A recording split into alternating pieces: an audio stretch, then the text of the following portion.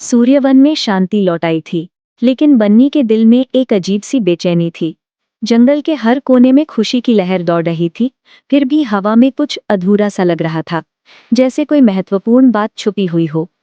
पेड़ों की पत्तियां हरी भरी थीं, पक्षी मधुर गीत गा रहे थे, लेकिन बन्नी को लगता था कि ये सब कुछ एक पतली परत की तरह है। रात के समय जब सब सो जाते, तो बन्नी आसमान की तरफ देखता और गहरी सांस लेकर सोचता कि क्या वाकई सब कुछ ठीक हो गया है। तारों की चमक भी उसे कुछ अलग लग रही थी।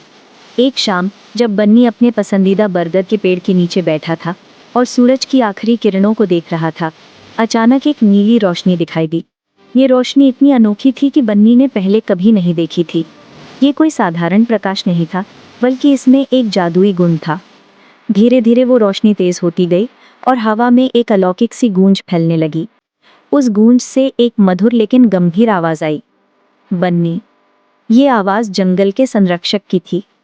बन्नी का दिल तेजी से धड़कने लगा और उसकी सांस तेज हो गई। संरक्षक की आकृति धीरे धीरे प्रकट हुई। वो एक चमकदार पारदर्शी रूप में था, जिसके चारों ओर सुनहरी रोशनी नाच रही थी। उसकी आंखों में गहरा ज्ञान और चिंता दोनों दिख रही थीं। उसने अपनी मधुर लेकिन गंभीर आवाज में कहा, तुमने जंगल को एक बड़े संकट से बचाया है, लेकिन असली खतरा अभी भी बाकी है। बन्नी की आंखें चौड़ी हो गई और उसके गले में एक गांठ से बन गई। जंगल की शक्ति 3 अलग अलग स्रोतों से बनी है। पहला स्रोत डर से मुक्त हो चुका है, लेकिन दूसरा अभी भी जागना बाकी है। संरक्षक ने अपना हाथ हवा में लहराया और एक नक्शा सा दिखाई दिया। उसने आगे समझाया, दक्षिण दिशा में जहां सूरज अपनी सबसे तेज गर्मी बिखेरता है, वहां 3 प्राचीन पत्थर हैं।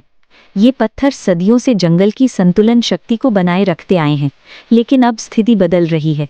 उन तीनों में से एक पत्थर धीरे धीरे अंधकार में डूब रहा है। बन्नी को लगा जैसे उसके कंधों पर अचानक एक भारी जिम्मेदारी का बोझ आ गया हो।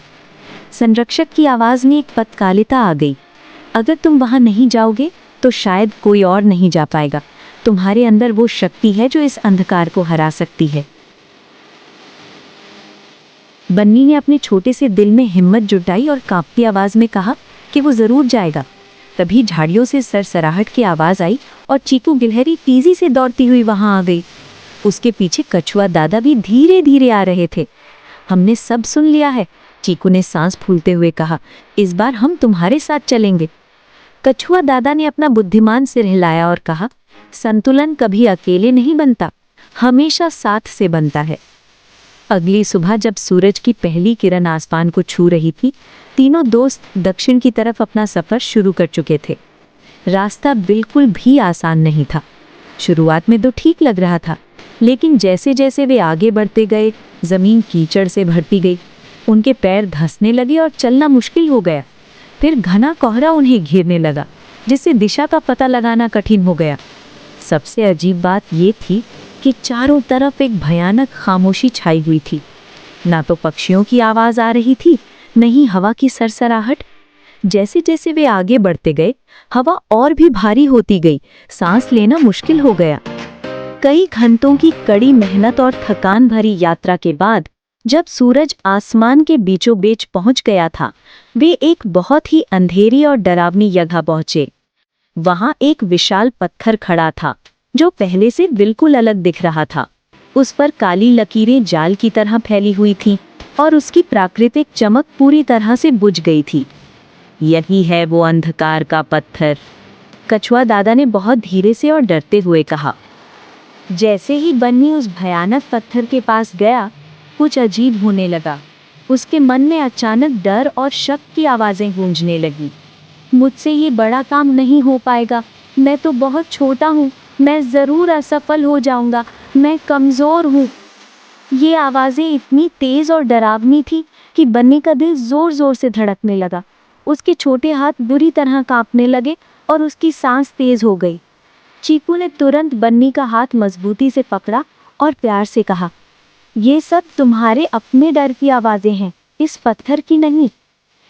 कछुआ दादा ने भी अपनी बुद्धिमती भरी आवाज में हिम्मत दी, तुमने इससे पहले भी कई बड़ी मुश्किलों का बहादुरी से सामना किया है, तुम में वो ताकत है। बन्नी ने अपनी आंखें बंद की, गहरी सांस ली और अपने अंदर की उस ताकत को याद करने की कोशिश की जो हमेशा उसके साथ रही थी। धीरे धीरे जैसे जैसे बन्नी ने अपने डर से लड़ना शुरू किया, उसके छोटे से सीने से एक सुनहरी रोशनी निकलने लगी।